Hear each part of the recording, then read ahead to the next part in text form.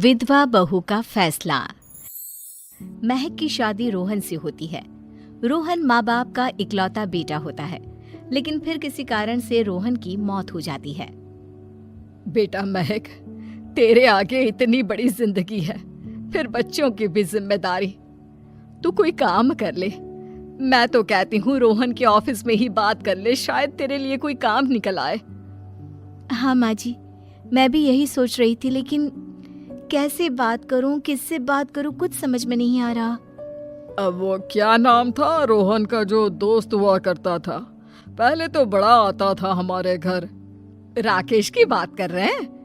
पर वो तो रोहन के बाद से कभी आया ही नहीं, पता नहीं कहाँ है वो। आया था, एक नहीं कई बार आया था, लेकिन मैंने बाहर से ही भेज दिया।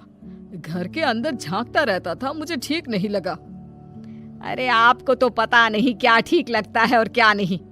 उसका नंबर है मेरे पास, मैं आज ही फोन करती हूँ। सास राकेश को फोन लगाती है और शाम को घर आने का न्योता दे देती है। अरे आंटी, ओहो भाग्य हमारे कि आपने घर बुलाया। मैं तो कई बार आया, लास्ट टाइम तो अंकल से मुलाकात भी हो गई थी। हाँ, वो हम लोगों को निकलना था ना कहीं उस वक्त। अरे छोड़ो ना बेटा, बोलो क्या लोगे? आपकी बहू। क्या बकवास कर रहे हो राकेश?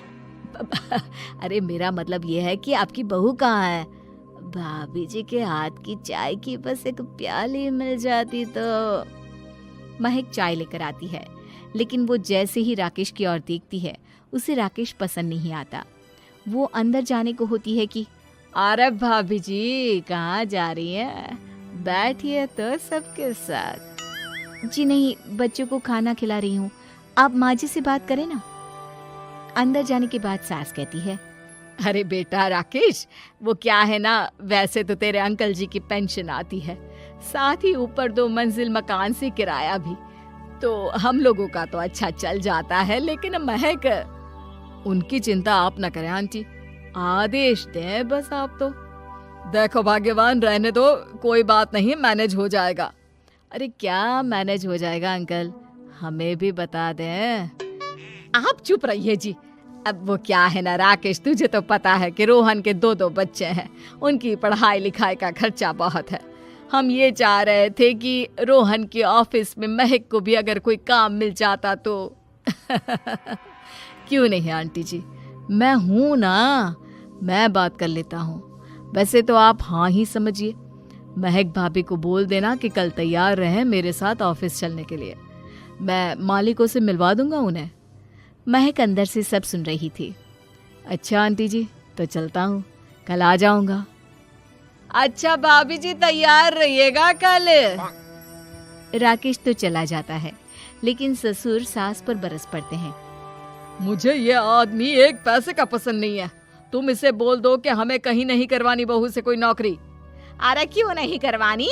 सारा पैसा मैं इसके बच्चे और इसी पर उड़ा दूंगी, तो मेरी बेटी को क्या दूंगी? जरूरत क्या है तुम्हारी बेटी को तुम्हारे पैसे की? अरे वो तो पहले ही बड़े पैसे वाले घर की बहू है। अपनी बहू की सोचो जो अब तुम्हारी बेटी जैसी है। बच्चे रोहन की आखिरी निशानी है। अरे अपना भाषण अपने पास रखो। सारा दिन घर पर बैठी रोटियां तोड़ेगी, तो काम करे ना कुछ बाहर जाकर। बहू सब सुन रही होती है। वो अगली सुबह बिना मन के तैयार तो हो जाती है, लेकिन जैसे ही राकेश आता है, क्या बात है भाभी जी, रेडी हैं? तो फिर चले डेट पर, मतलब इंटरव्यू पर। महक सामने आती है कि सामने ससुर जी खड़े होते हैं। हाँ महक बेटा, आओ चलते हैं, मैं भी चल रहा हूँ। ससुर को तैयार देखकर राकेश का चेहरा बन जाता है। अंकल जी, आप परेशान हो जाएंगे। अरे रहने दीजिए ना, धूप भी बहुत है। वैसे भी स्कूटर में तो 2 लोग ही बैठ सकते हैं ना। तो तुम चलो, मैं बहू के साथ अपनी कार से आ जाता हूँ। महक ससुर जी को देखकर खुश हो जाती है, उसे शांति हो जाती है। वो लोग रोहन के ऑफिस जाते हैं, जहाँ बॉस कहते हैं, नमस्ते अंकल। नमस्ते महक, कैसे हैं आप लोग? रोहन का सुनकर बहुत दुख हुआ अंकल। वैसे कैसे आना हुआ? बेटा, क्या हमारी बहू के लिए तुम्हारी ऑफिस में कोई काम मिल सकता है? हमने राकेश से इसी सिलसिले में तुमसे बात करने को कहा था। उसी के कहने पर हम दोनों तुमसे मिलने आए हैं। राकेश ने तो कोई बात नहीं की, ऊपर से उसने तो आज की छुट्टी ले रखी है, ऑफिस भी नहीं आया। बोल रहा था जरूरी काम से जाना है। महक और ससुर एक दूसरे को देखने लगते हैं। वैसे महक, क्या किया है आपने? I mean, इंग्लिश कैसी है आपकी? महक बॉस से अपनी पढ़ाई लिखाई और क्वालिफिकेशन के बारे में सब कुछ बताती है। ग्रेट, आपके लिए काम तो है लेकिन ऑफिस में नहीं। सर, मेरे बच्चे छोटे हैं, मैं फील्ड में काम नहीं कर सकती हूँ। मतलब वो काम घर से करना है, घर से रहकर बच्चे भी देखें और घर भी देखें, लेकिन हाँ, काम जरूर से करें। वो काम डाटा एंट्री का है, तो जब भी वक्त मिले काम करें, और इसके हम आपको अच्छे पैसे भी देंगे। महक बॉस की बात सुनकर खुश हो जाती है, उन्हें थैंक्स बोलकर घर आ जाती है। किसके साथ भेज रही थी तुम महक को? अरे वो कमीना, उसने तो ऑफिस से छुट्टी ले रखी थी, बात भी नहीं की थी उसने बॉस से बहू के काम के लिए। वो तो अच्छा हुआ कि मैं साथ में चला गया। हाँ, ठीक है, नौकरी मिल गई ना, इतना ही काफी है। समय बीतता है और एक दिन फिर दरवाजे पर दस्तक होती है। घर पर कोई नहीं था। महक दरवाजा खोलती है, देखती है तो सामने है राकेश। नमस्ते भाभी जी। नमस्ते, घर पर कोई नहीं है, आप कल आइएगा।